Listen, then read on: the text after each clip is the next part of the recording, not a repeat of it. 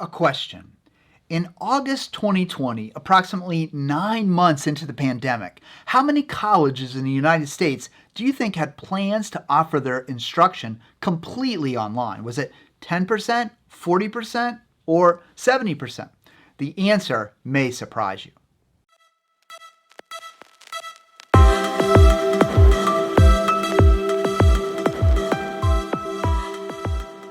Let's not wait any longer. The answer is that only 10% of all colleges in the United States in August of 2020 had any plans whatsoever to offer their instruction completely online for the upcoming school year. This, despite the warnings, the shift to online back in the spring of that year, and the growing concern about the COVID-19 pandemic, which was declared in March of that year. Colleges, with all the signs and signals indicating online learning was the future, were unprepared for that future. As the saying goes, those who are unprepared for the future will be left in the dustbin of history. Online learning in education is now no longer the future, it's the present. Not just for students in colleges, universities, or K-12 institutions, it's for adults who want to expand their skills, live better lives, become effective leaders, or improve their coaching acumen. In short, online learning is going to be the future of coaching. I've been involved in the online learning industry since way back in 1990. Wow. When I started my graduate work in the field of instructional technology. This was around the time of the birth of the internet. We were using a search engine called Gopher and a web browser named Mosaic. At the time, few people realized just how big online education would become. And since that time, there's been a great deal of changes in the tools, approaches, and acceptability of online instruction. Yet still, online learning, e-learning, is in its nascent form. What this means for the coaching industry is opportunity. An opportunity to expand your reach, make an impact on more people, and provide evergreen content, ideas, and 24/7 guidance. But it can seem dizzying. There's lots of questions. What technology do you use? How do you get started? What makes good online instruction versus bad online instruction? How do you even distribute the online modules once they're developed? Paradoxically, connecting with people via online learning has never been easier or more confusing, but you can do it. Let's explore the steps, procedures, and technology required to successfully create and distribute online learning modules. In this presentation, I'm going to discuss a 5-step process that's been used successfully to create and distribute engaging, focused online educational sessions.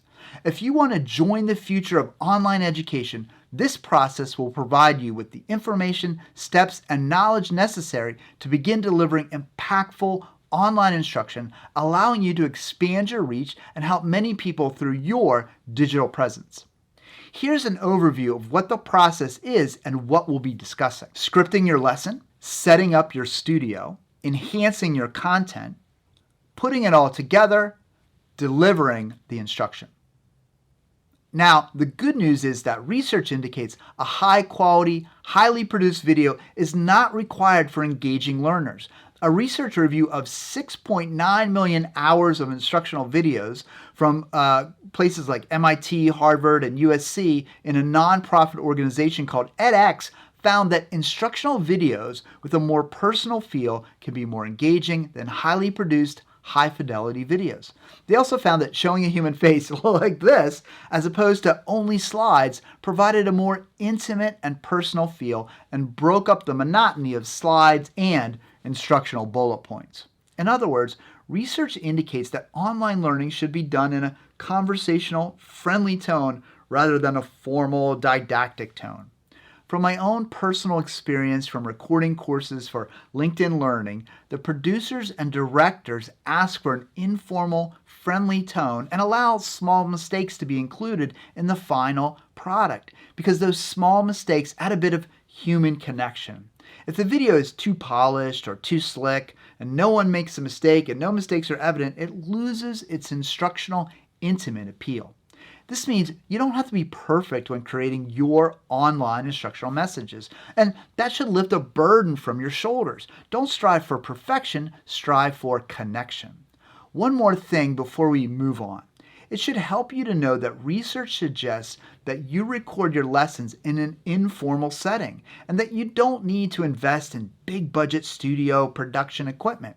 In fact, your smartphone is an excellent recording tool and will be perfectly acceptable as a recording device for the online lessons that you want to create. No need to run out and buy a DSLR camera to start. Get started with your smartphone. That'll be just fine.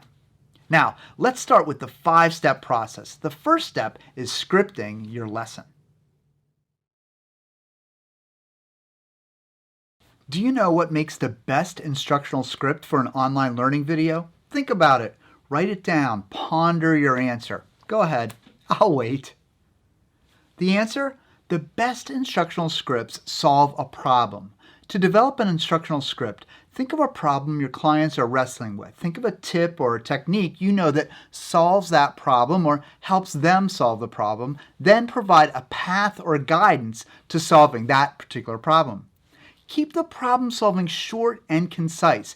People don't have a lot of time, so you don't need to go into a huge dissertation. Rather, you need to be focused and to the point when you present the problem and your method to address the problem. The design of your video should not be more than 5 minutes long.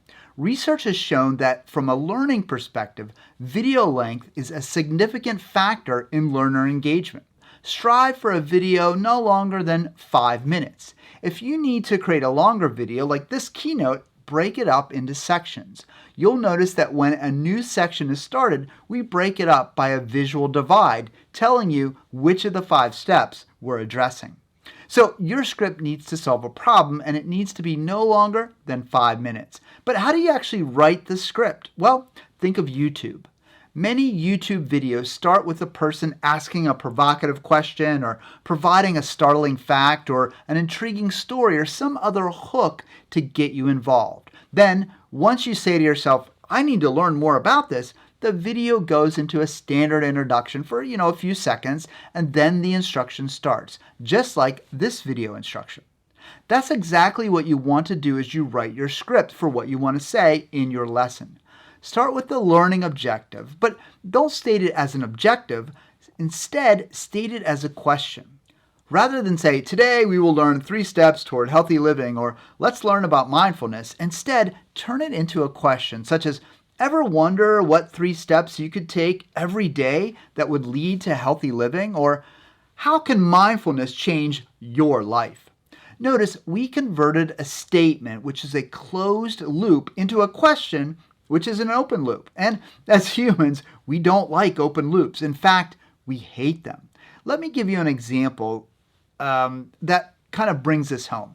Has this ever happened to you? It's 11 o'clock at night, you're watching TV and Law and Order or some other cop show comes on, and now you can't go to sleep until you find out if that scumbag goes to jail.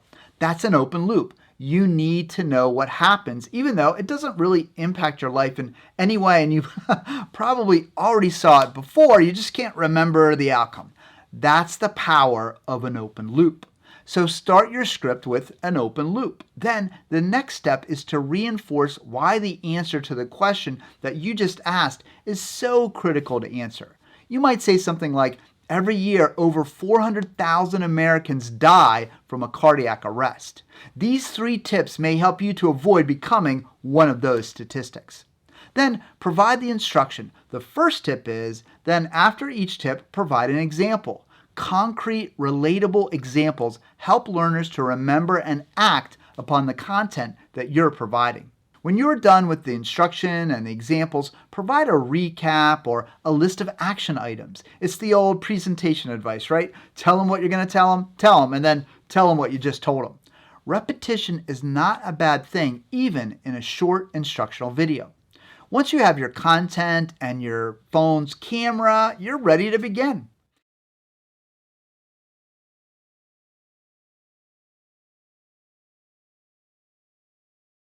As you can imagine, if you want to deliver a dynamic online learning session, one of the things you have to do is nail the lighting, audio, and camera. You've got to get those elements right. So here are some tips for helping to ensure your audio and video is effective in transmitting your message. First, focus on good quality audio. Even though you're going to be appearing on the camera and learners will see your face and whatever's in the background, audio is the most important. In my experience, learners will tolerate poor or grainy video for much longer than they'll tolerate poor, scratchy audio or audio that sounds like you're underwater or in the middle of a crowd. The good news is, again, your smartphone does a pretty good job with audio. The quality is often good enough for an effective instructional message, but you do need to be aware of some potential audio pitfalls and avoid these pitfalls whenever possible. First, record in an area that does not have a lot of noise. A basement can seem like the perfect place because it's usually pretty quiet. But be aware, if you've got utilities running in the background, like the air conditioner or a forced air furnace, those constant white noise types of sounds are horrible to listen to, and you might not hear them as you're recording. So be careful that those items cannot be picked up on the smartphone's mic. Also, sometimes people walking above you will be picked up on the mic, and even the high-pitched hum of a light bulb that's about to burn out can mess up an otherwise good-sounding lesson. If you want to move upstairs, watch out for the dishwasher running in the background, kids yelling, dogs, or fire trucks going by your house responding to a call. All can be distracting for a lesson. It's usually quietest at my house in the morning, and that's a good time to record. Find a quiet place with no background noise and grab your smartphone, and you'll be ready to create online instruction. And now that you've found a quiet place, the next thing you want to think about is good lighting. Too many times I've seen instructors who appear to be a dark silhouette of themselves. This is because they have the light source behind them. This is not a good thing to do. You want the light source in front of you. You want it in front of you because it gives you the best possible look. If it's on the side, it can cast shadows and you'll look dark in some places and too light or too hot in others. So get a light for in front of your screen.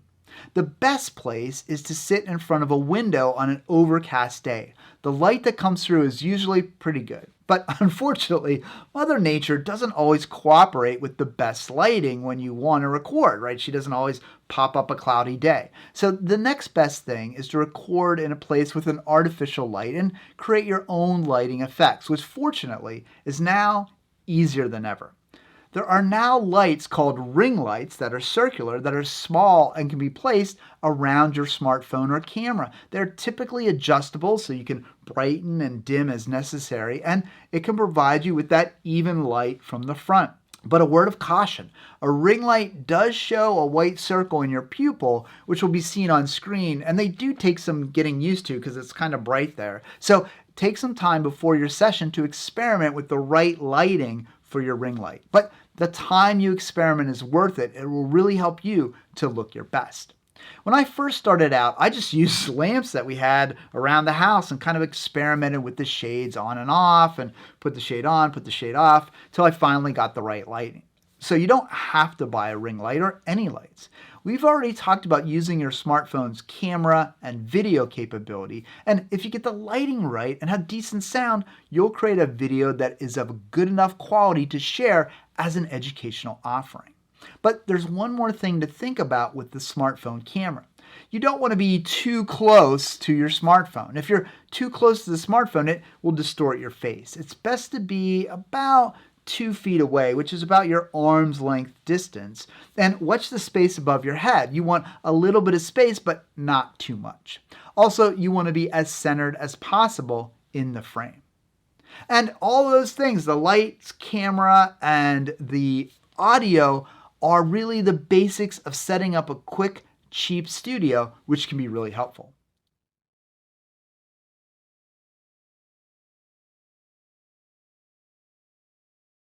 What does it mean to enhance your content? Well, if you've been paying attention to this presentation, you've noticed that I've added some whiteboard writing, some cartoon interludes, extra video footage, and simple animations to punctuate what I'm saying, from time to time. And these are the same things that you can do to enhance your instruction. Again, from a research perspective, using sketching turned out to be quite effective for learning. Researchers actually noted that instructors who sketch, like con-style tutorials could situate themselves on the same level as the students rather than talking at the student in a lecture mode. And that having animations as you explain a concept encourages instructors to use the kind of, the bar napkin style of explanation rather than the less personal, more disjointed model that PowerPoint, unintentionally, but still, that PowerPoint encourages. So let's talk about enhancing your content with images, animations, and other film tricks. Let's talk about adding B-roll to your lessons. For our purposes, we'll refer to B-roll as any video, image, or animation that's not an instructor directly speaking to the camera. This cartoon image of me walking onto the screen, stopping and waving to you is considered B-roll. An image of an office or a crowd can be considered B-roll. Inserting a slide into your presentation to make something clearer, we're going to consider that B-roll as well. It's basically anything that provides a break from the constant talking head of you, the instructor. No matter how good or how engaging you are, breaking up the content with B-roll is a good way to keep your learners focused on what you're saying. My go-to B-roll is a software product called Vyond.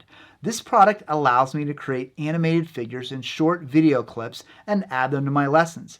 A few years ago, it would literally cost thousands of dollars a minute to create animated content, and now you can very easily do it on your own. This advancement in technology means there are many tools that have this capability. For example, you can use a tool called Powtoons or a tool called Biteable or Animaker or VideoScribe and many others. They're all pretty much the same and each have pros and cons and each have their own unique characters, and so do a little searching to see what you like best. You don't need to use Vyond, it's just the one I happen to use. I've listed these websites and links to all the software programs on the handout. Now, they vary in price, so you may want to use that as one of your criteria. Since I use Vyond, let's take a look at what it can do. When you go to create a video, you have 3 styles to choose from: contemporary, business friendly, and whiteboard. You can pick a style or styles that suit you and the message you're trying to convey. You can mix and match. As you've probably noticed, that's what I do. 2 of my favorites are business friendly and whiteboard animation. I like the writing and the hand moving, of things in and out, and I like the characters to help with story. Here's the business friendly version. It provides templates and characters for you to incorporate into your videos. So let's make a little video. You can see that you can edit the opening templates. Here, let's change the title and subtitle.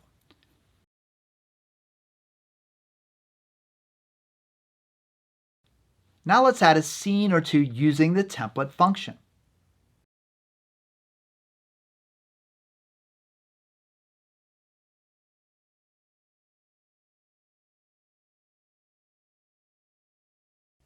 Often the templates already have built-in animations. Let's preview this to see what it looks like.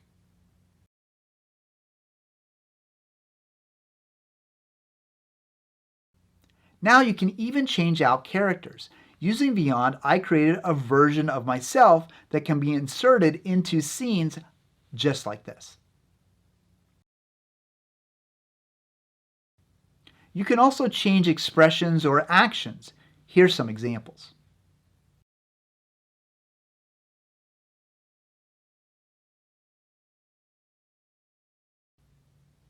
You can also add props or items to a scene if you need those other elements in what you're talking about.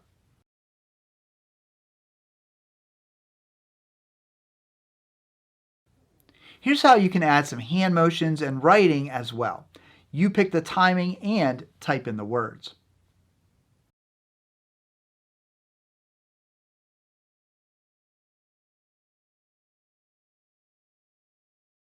Here's what a finished video might look like after I've changed out some of the characters, added some speech bubbles, and mixed in some hand motions and writing.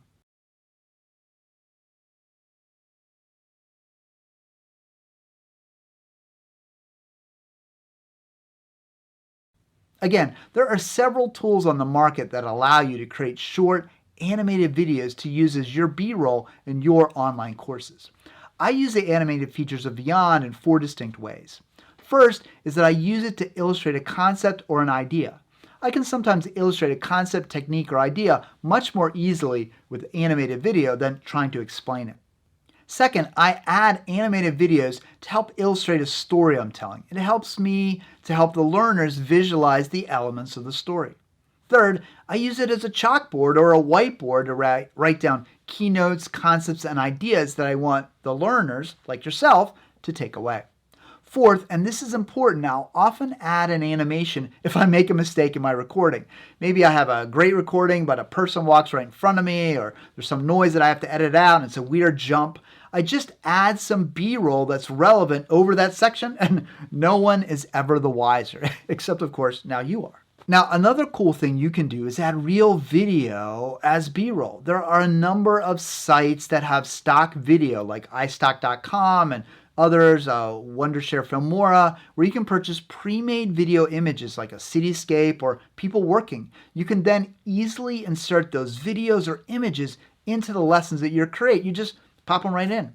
We'll talk about how you can put all this together, the video and the enhanced items and other great stuff in the next section of this presentation called Putting It All Together.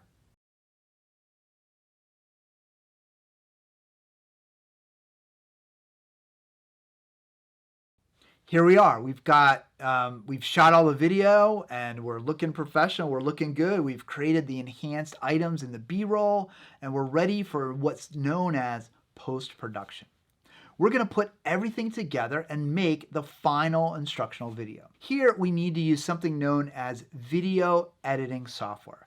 Video editing software is a software program that allows editing, modifying, generating, or manipulating a video file. With video editing software, you can remove sections of the video that didn't work out well. You can cut and rearrange a video to give it a better flow, or add effects, or integrate other clips, the B-roll, to make it more interesting and engaging. Again, like with everything I've discussed so far, there are many different video editing software programs, and I can only tell you about the tool that I use, but there are many, many more.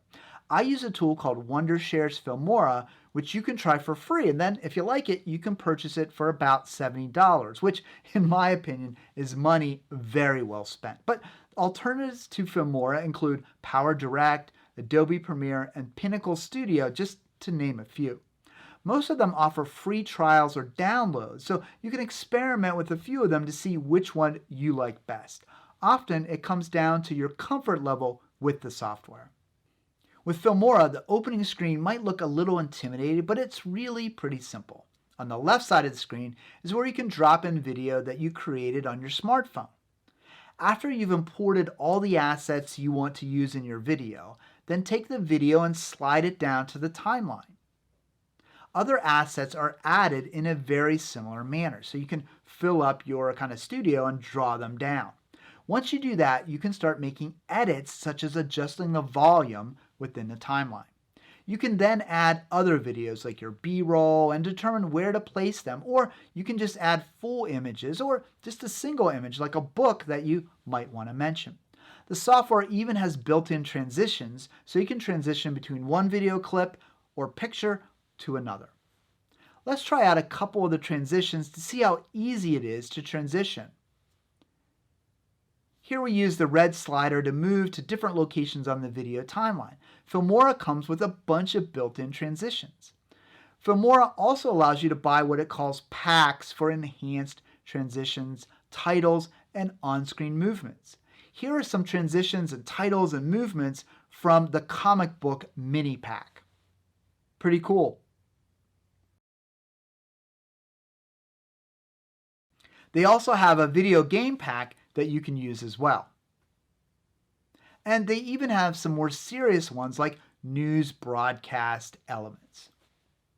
As you can see, you can be as subtle or as wild as you need to be in your video with these tools. The tool also allows you to add sound, like let's put a musical intro into our video. You can even fade in the sound or fade out the sound. When you're done, you'll export the video as an MP4 file and you'll be good to go with your next step, which is distribution. In conclusion, the idea is that Filmora or other video editing software provides you with a simple tool for adding cinematic elements to your lessons. They level up your instructional videos from something you created on a smartphone to high quality offerings that reflect the future of online learning and position you as a learning professional.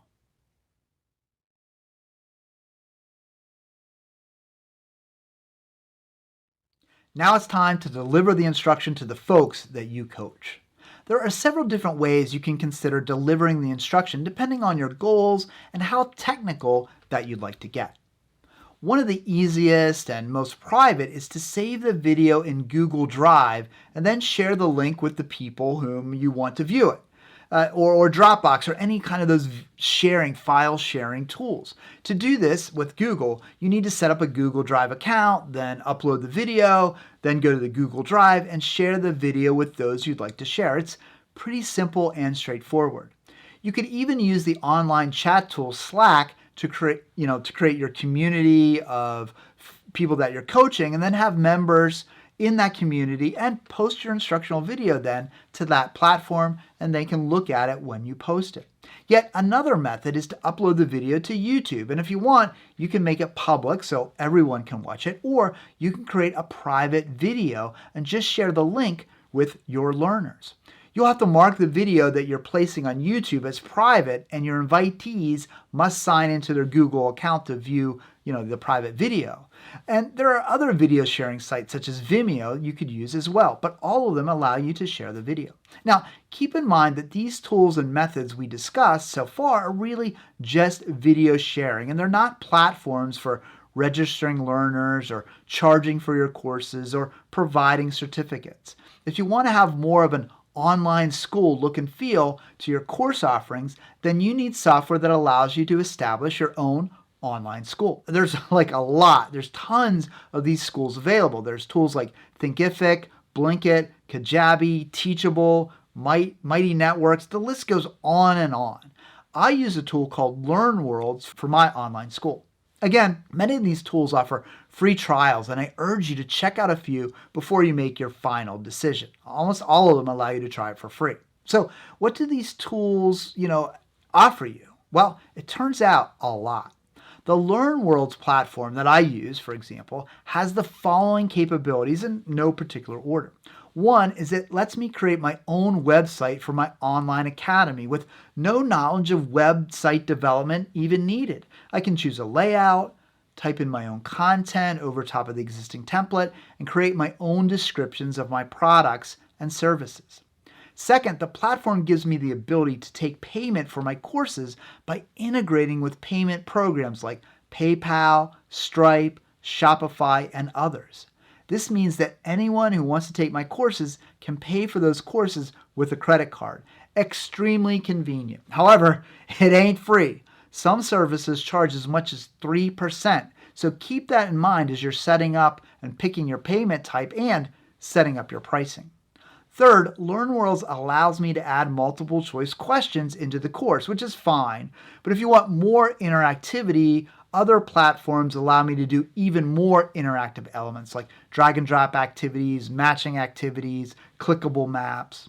Fourth, LearnWorlds and other platforms are integrated with Zoom and WebEx. So if you want to do a live session for your clients right from the platform, you can launch it. They can be in the platform, launch it. You can give them an appointment time. It's kind of nice. Fifth, these platforms allow me to set it up so learners can print a certificate when they're done with the course. They have tangible evidence. Sixth, the platforms give learners access to other features like blogs, which can really help me keep my learners and my community up to date. And finally, I can set up online communities. I can have members of my online school interact and talk to each other, which is a great way to build a community.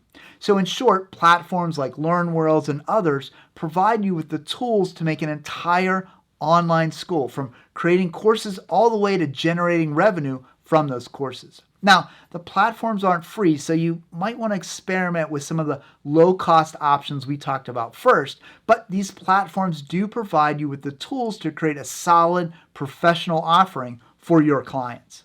So to conclude this section, think about how you're going to distribute your content that you've created. You can distribute it very simply and easily through free online tools, or you can decide to create an online school. Online schools take a little bit of effort, they take a little bit of time, they are a little bit more expensive, but in the end, they can provide you with a lot of advantages. So think of what you want to do with your online courses and think about the best way that you can distribute them so you can help your coaching clients.